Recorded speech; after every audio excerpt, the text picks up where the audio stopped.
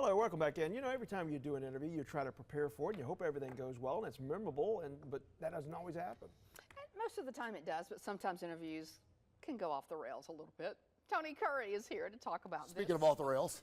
Yeah, every Monday, actually. No, Yeah. kidding.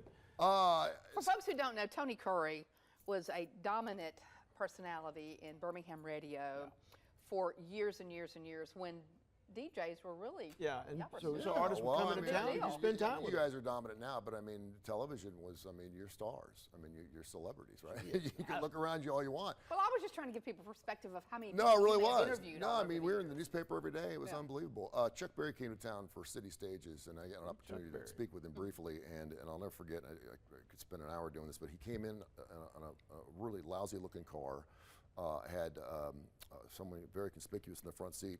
He left the car running. During the entire show, he got a briefcase with $75,000 in it. That's what he got paid. He got that money up front. That money went in the car. The car stayed running. He went up, did the show, would come down, hop in the car, and take off. So I knew that. So I had an album that I wanted him to sign, and I asked if I could please bring him on because I thought Chuck Berry was the episode. I thought he was the beginning of classic rock, as we know it. There wouldn't be the Rolling Stones or anyone else without him. So the guy said, "Fine, go up on stage, tell people who you are. Rock Night tonight. Just come on the air a year earlier.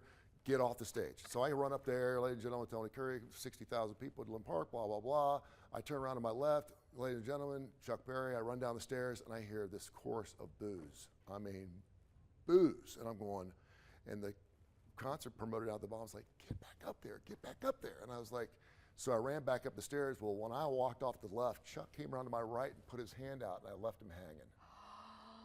Oh. And he's like, and so I walked back out there, Chuck was still like this. And I was like, "I'm so sorry." And I shook his hand, and I was like, "I'm so sorry." So I ran back off, and I got booed off.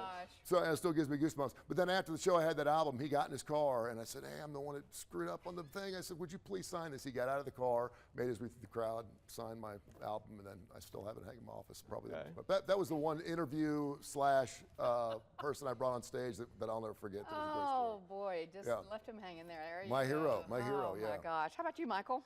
Are we doing good and bad? You've interviewed so many Something we sports might It's figures. just hard for me to remember them all, but I will say, I don't want to name names, okay? But there's one very, very popular former NFL quarterback, very, very prevalent, and was not the nicest person in person. And during the interview, there was a Sports Illustrated article that came out about him that he was so obsessed with football that he didn't know how to open up a can of soup.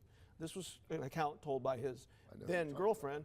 And so, you know, I just thought that was an interesting something to bring out, try to, you know, lighten up the interview. And he didn't like that question a whole lot. Took off the mic, said, "We're done." So Yikes. ever since then, I see the persona that's carried out on television, and it's not always the true depiction. You do a of the little person. research, you know. But exactly you know, what I've never been enamored with you know, interviewing anybody. As, you know, just turns out how big they are.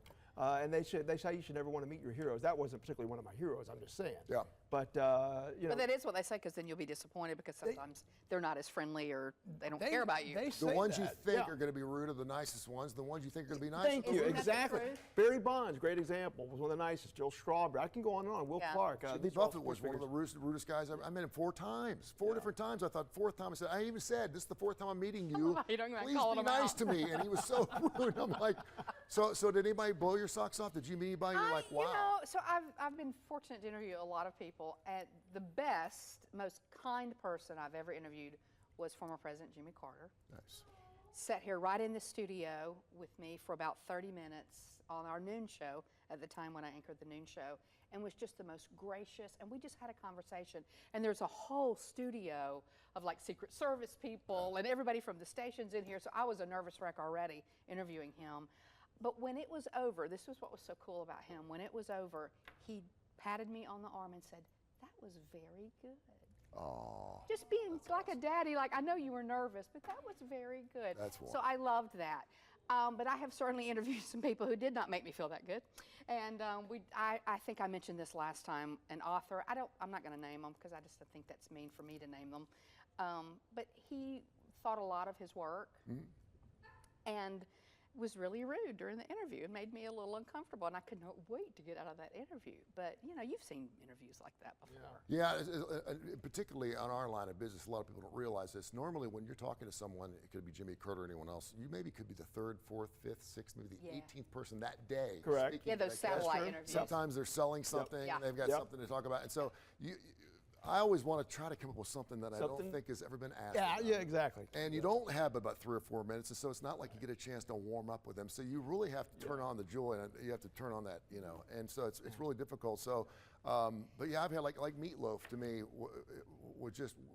He went into that interview and he was like, I'm going to give a one-word answer regardless of what you ask me. And he knew that going in, and it just blew up my face, and I just totally, it was And so it did Dan go. Aykroyd. In other I words. know we need to get, remember the song Rocking Around the Christmas Tree? Yeah, Brenda yeah, Lee? Brenda Lee, yeah. So she was in the studio many years ago, and I was so excited because I grew up, you know, my mom and dad, and listened to this music, and she still looked the same, you know, just as cute as could be.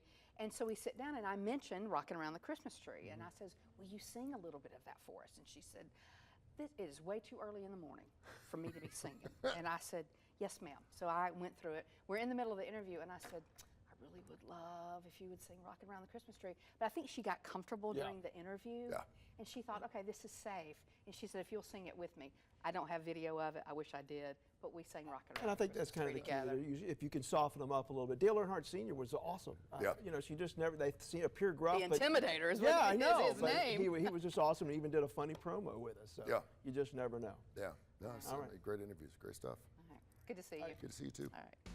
We'll take a break. We'll be back.